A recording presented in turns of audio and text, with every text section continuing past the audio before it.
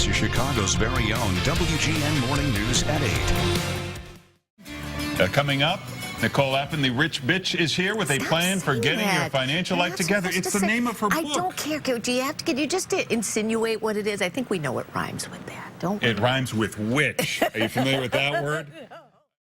I've been called a bitch in a derogatory way, but there is nothing insulting about being strong and confident. Being heard and going after goals in all aspects of my life isn't a bad thing. It's a great thing. So I'm taking back the word and owning it. I made my life happen. I'm a rich bitch. If being a rich bitch means being empowered to live the life that I want, Then I'm a rich bitch and I'm proud of it. I'm a rich bitch. I'm a rich bitch. I'm a rich bitch. I'm a rich bitch. Are you?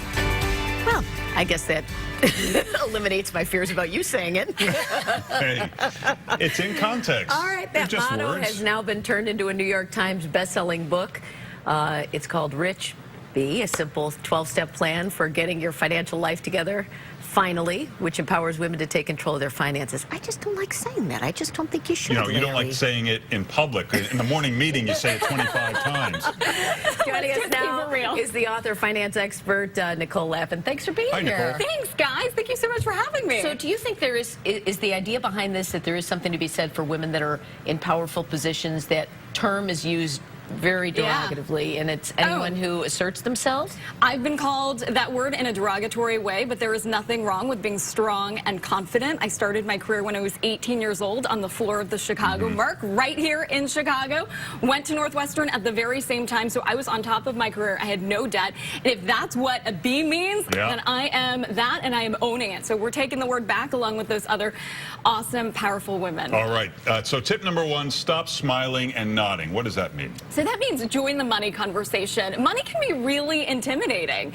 You know, it can be especially scary when you can't speak the language of money. And that's what I did when I started here in Chicago. I spoke the language of money, and I realized that we just didn't have a Rosetta Stone. We never learned this stuff in school. So once I could figure out what this stuff meant, at first it sounded like Chinese, but I could speak the language, and then I spoke it to the world. And now I want to help other young women join the conversation instead of going like smiling and nodding. And now, so are we talking, it could be something as simple as knowing where your money is if you're married, balancing your own checkbook, or are you talking I have to know the difference between bonds and stocks and the Dow and the S&P? What are you talking about? Well, you know what? I actually wrote an entire dictionary at the back of my book that you don't need a dictionary to understand, because a lot of finance books, let's be serious, are pretty boring and they don't speak in real English. So I wanted to create Rich Bitch as a jargon-free zone that you don't need a dictionary to understand, using all the real language that we would be speaking in now, you would be speaking in the morning meeting, or maybe if we were getting a drink later on. All right. Gotcha. Good. And second tip, it's a marathon, not a sprint.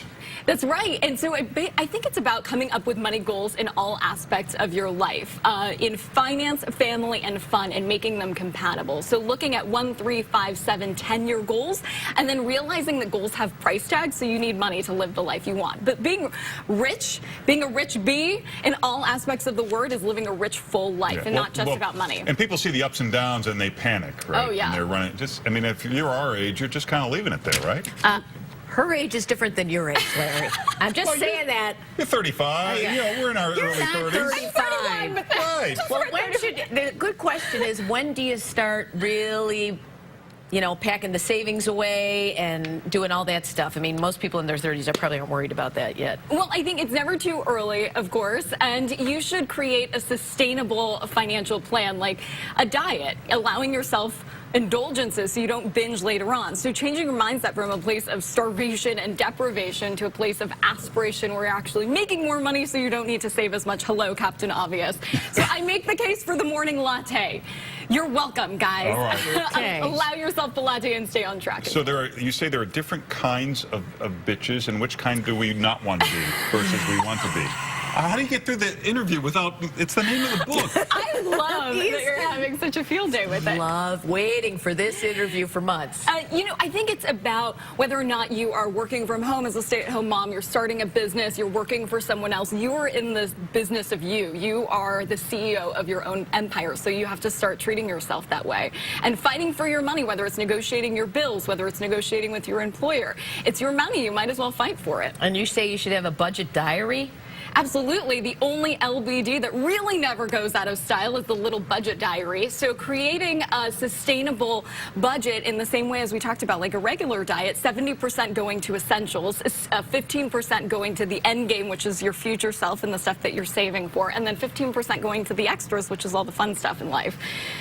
70%, I love alliteration. 70% to the essentials. Okay. Like housing, transportation, all the stuff you need every single day. And we always talk about this on this show about, you know, a married couple, how do they handle money? Do they keep their separate money? Do they all bunch it in one? And how do you do that? It's the #1 cause of divorce, of course, is not arguing about kids or cleaning up. It is money. And happily married couples, more often than not, say that money is a joint affair. So this is something super important. This is actually the time in women's lives where they want to get their financial lives together. But I say don't wait until that point where it's too late. You can start earlier than that. That's why I created a Rich Bitch Guide to Love and Money, because that's such an important topic. But you can keep things separate. But for a woman especially, if all of the bills are under your husband's name, you're not accumulating credit, so you have to watch for that. Okay, and if the woman's not working, how does she negotiate how much money he's going to be putting in her fund? That's having the talk. Okay. That's having the talk between significant others is super important, especially when you're even moving in, when you're getting married, and then actually after divorce as well. I'm sorry to disappoint you, Nicole, but he's taken. Taken. He's such a To a visionary. happily married woman, I'll have you She's know. very happy. Oddly not here.